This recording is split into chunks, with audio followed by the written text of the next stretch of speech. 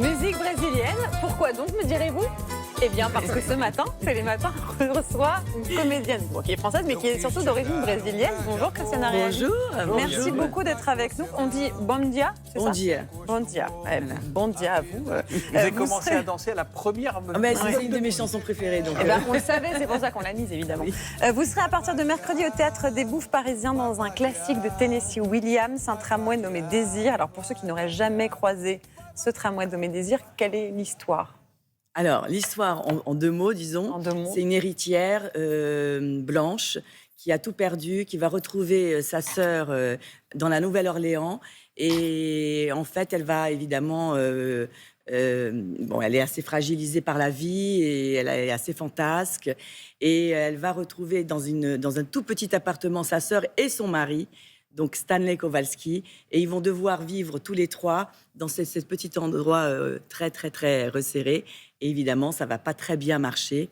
Les fantômes vont ressortir jusqu'à ce qu'elles sombrent dans la folie. En gros, hein, voilà. Ouais, c'est très, très bien résumé. Absolument. Bon, même quand on ne l'a pas vu, on a tous entendu parler du film, Un tramway nommé Désir, avec Viviane Leigh et Marlon Brando, évidemment. Est-ce que vous vous souvenez quand vous l'avez vu ou pas, ce film? Ah oui, moi j'ai un souvenir, je l'ai vu plusieurs fois, même parce que c'est une pièce que je voulais jouer déjà depuis très longtemps. Et c'est vrai que je l'avais, à plusieurs époques de ma vie, je l'avais vu, j'adore le jeu de tous ces acteurs-là, de ce film, et j'adore cette époque-là, d'ailleurs du cinéma américain.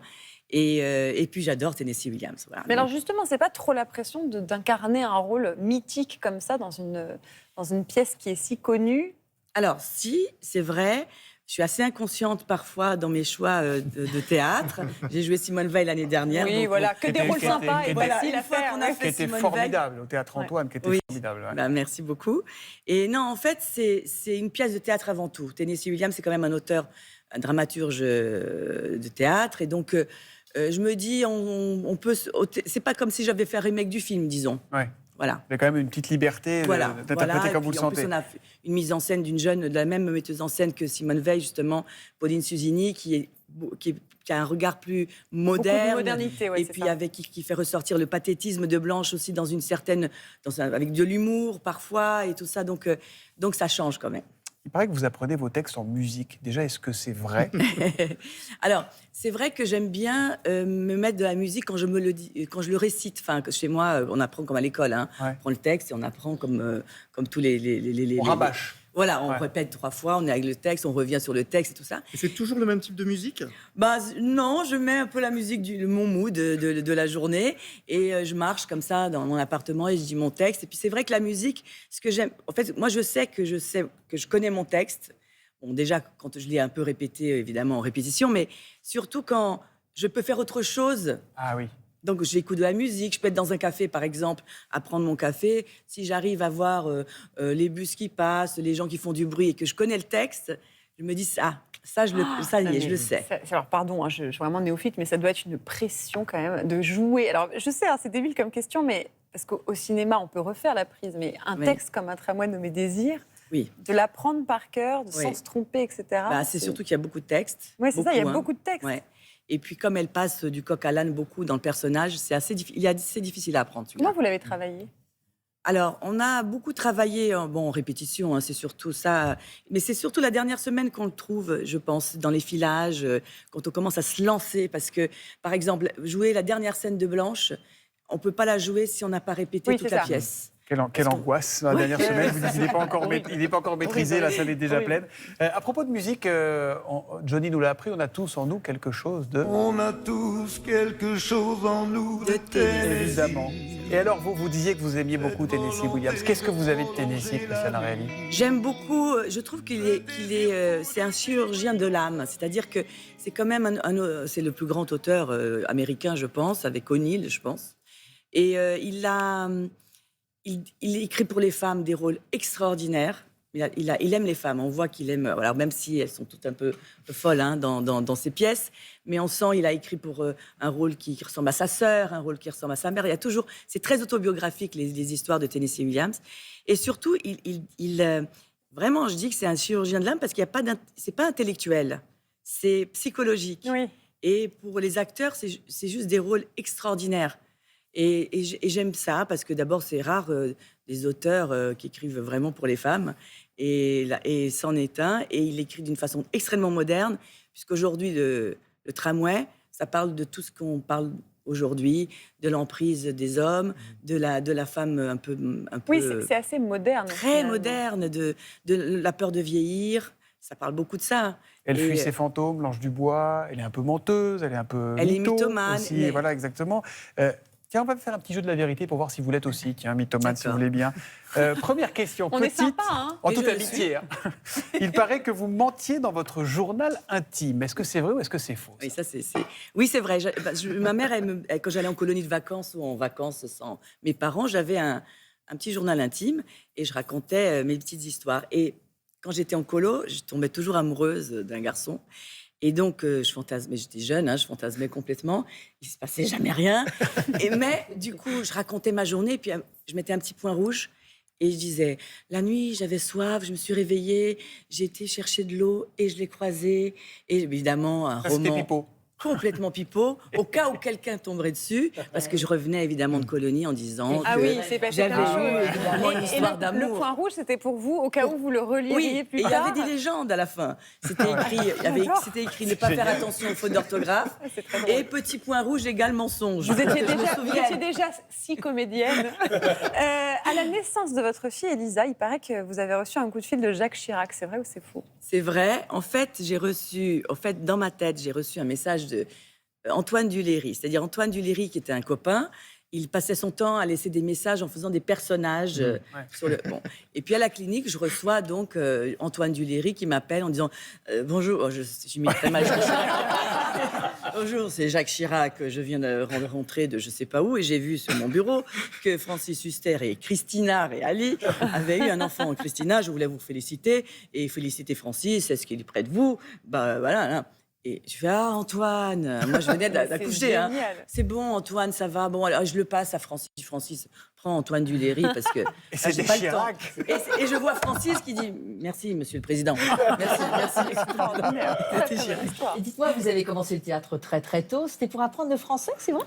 En fait, ma mère nous avait inscrites, moi et mes sœurs, elle avait trouvé un flyer qui disait cours de théâtre, texte français, étude des textes de la littérature et correction d'accent. Et même pour les gens qui bégayaient ou que les gens qui avaient des problèmes, ils corrigeaient les dictions et tout ça. Et donc, elle nous a inscrits toutes les trois et c'est comme ça que j'avais 12 ans. Et c'est comme ça que j'ai commencé à jouer. Déjà que vous vouliez être comédienne? Non, pas du tout. Pas du tout? Non. Je m'amusais à ça, je me déguisais beaucoup, je faisais beaucoup de petits spectacles et tout, mais non, parce que je suis venue vraiment pour rester que 2 ans, 3 ans en France, donc c'était pas quelque chose qui me... Mais à partir de ce cours de théâtre, j'ai continué jusqu'à maintenant. Je m'immisce dans ce jeu de la vérité pour le jeu de l'anecdote. Vous parlez plusieurs langues, Christiana, mais on va dire portugais déjà et français, c'est déjà pas mal. Oui. L'espagnol, en revanche, vous ne savez pas dire couverture en espagnol. Oui. Vous expliquez c'est vrai. Oui, un jour, je pars avec des copines à Barcelone et puis on prend une chambre comme ça pour toutes les trois, parce que voilà, avec des copines du lycée. Et j'étais celle qui parlait le mieux espagnol. Et au milieu, vers 1h du matin, il nous manquait une couverture. Donc j'appelle la réception pour demander est-ce que vous pouvez, donc je dis en espagnol, por favor, me gustaría ver. Et je n'ai pas le mot couverture dans le vocabulaire. Alors je dis me gustaría ver una... Alors je le fais en espagnol, mais una cosa así para calientarme durante la noche. Quelque chose qui me tienne chaud. Et lui me dit Tengo yo. Donc il s'est proposé lui-même. Christiana, avant de pouvoir vivre du théâtre, vous avez fait du babysitting avec vos sœurs. Vous vous souvenez de la petite Adriana? Oui, bien sûr. Elle se souvient de vous, elle. C'est pas donné à tout le monde d'avoir Christiana Reali comme sa babysitter. Elle et ses sœurs, c'était trop cool. Avec Mariana, on dansait des chorégraphies de Madonna. Avec Adriana, on s'engueulait toujours. Avec Loulou, c'était toujours hyper cool. Mais Christiana, elle m'emmenait toujours acheter des bonbons à l'épicerie d'à côté. Donc forcément, c'était ma préférée. Chris, j'ai une question à te poser, j'ai honte. Tu te souviens de quelque chose que je t'ai piqué qui était tellement joli? Bon. Écoute, j'espère te voir très très bientôt au théâtre. Je t'aime, un gros bisou et à plus, salut. Alors, c'était quoi que Je ne sais pas du tout ce qu'elle m'a piqué. C'était un rouge à lèvres. Ah ouais. Voilà, vous le savez maintenant. Bonjour, il vous manque un rouge à lèvres. C'était elle qui pensait être votre amie. D'accord. On a une autre petite surprise pour vous, une copine que vous trimballiez sur les plateaux de tournage. Vous voyez de qui on parle ou pas? Une copine? Ouais. Ah, Marie-Angèle. Eh ben, c'est elle. Chris, Ah oui. Surprise. Et j'ai 30 secondes pour raconter une anecdote. Celle qui me vient en tête, on avait 13-14 ans. Tu te rappelles, tu m'avais demandé de t'accompagner sur le tournage d'une série française. Est-ce que tu te rappelles de quelle série déjà? Et là, quand on est arrivé sur place et qu'on est tombé sur lui, cet acteur absolument sublime, on a été toutes chamboulées. Et quand il a tombé la chemise pour se changer entre deux prises, tu vois de qui je parle? Oui. C'était Gérard Lanvin. Ah, pas mal. Oui, en fait, j'avais 13 ans, je faisais vraiment un tout petit rôle dans un téléfilm de Philippe Sympa, Lefebvre. Gérard Lanvin. Oui. Et quand on est arrivé sur le tournage, il fallait se déshabiller, se changer. Puis il y avait Gérard Lanvin qui, lui, par contre, il a avec les biscottos et tout. Ouais, je me souviens. Bon, Christiane Areilly, vous avez grandi avec les telenovelas, ces séries brésiliennes qui cartonnent, et dont est venu nous parler Benoît Laganne. Oui, parce que les telenovelas, on a une image de telenovelas, ces feuilletons genre soap opéra, avec des romances exacerbées qui nous viennent du Brésil. Le Brésil est un producteur de telenovelas depuis 70 ans. Alors, les telenovelas, comment vous les définiriez? Parce que nous, on a une image de la telenovela, vraiment, c'est en gros des histoires de cœur, des histoires d'amour qui n'en finissent plus. Un peu surjoué. Voilà, un peu surjoué. Vous, comment vous définiriez la telenovela, vu que vous en avez beaucoup regardé? Alors, moi, j'adore moi, je suis très novella, ce qu'on appelle au Brésil les noveleiras, c'est-à-dire que moi, j'adore. C'est ma culture, moi, j'assume complètement. C'est du feuilleton quotidien. J'ai un abonnement à la Globo sur mon ordi pour regarder, enfin bref. Et la Globo, c'est la grande chaîne. C'est la grande chaîne où il y a les grandes novellas. C'est vrai que bon, c'est très culturel. Alors, ce qui est bien aujourd'hui, enfin, nous, on voit toujours les vieux trucs, encore filmés bizarrement et tout, mais il y a des moyens colossaux maintenant. Et il y a des très grands acteurs de théâtre.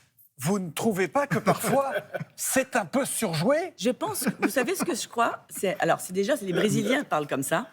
Déjà, C'est vrai. Non mais regardez les Brésiliens qu'on voit, qu'on connaît en France, ils sont très expansifs, ça parle fort, c'est comme ça. Donc, et le doublage français, du coup, n'aide pas. quand on va doubler dans le rythme, on est obligé d'être trop comme ça. Mais on est d'accord, parce que ça, c'est un cliché quand même, parce que les grandes telenovelas au Brésil ont raconté des choses, par exemple, politiques, de façon très forte. Premier esclave qu'on montre à la télévision dans les années 70, l'esclave Isaura, par exemple, le premier couple homosexuel. Enfin, il y a beaucoup de sujets qui sont portés dans la société grâce aux telenovelas. Oui, et puis ça lance des modes aussi. C'est vraiment un truc un peu précurseur. Parfois, quand la novella, elle est très moderne, parce qu'après, il y a les historiques comme Isaura et tout ça, mais ça lance aussi des modes Dancing Days ou je ne sais plus lequel. Days, voilà. Ah bah voilà, je crois que c'est Dancing Days, ça lançait de Gilberto Braga, grand auteur de telenovela. Je me demande si c'est celle-là où c'est les boîtes de nuit à roller. Oui. Voilà, ça lançait du coup la mode des boîtes de nuit à roller. Vous êtes incollable, c'est incroyable. Incroyable. Merci beaucoup. Merci Christiane Areilly. Un tramway nommé Désir, c'est à partir du 31 janvier au Théâtre des Bouffes Parisiens. Merci beaucoup d'avoir été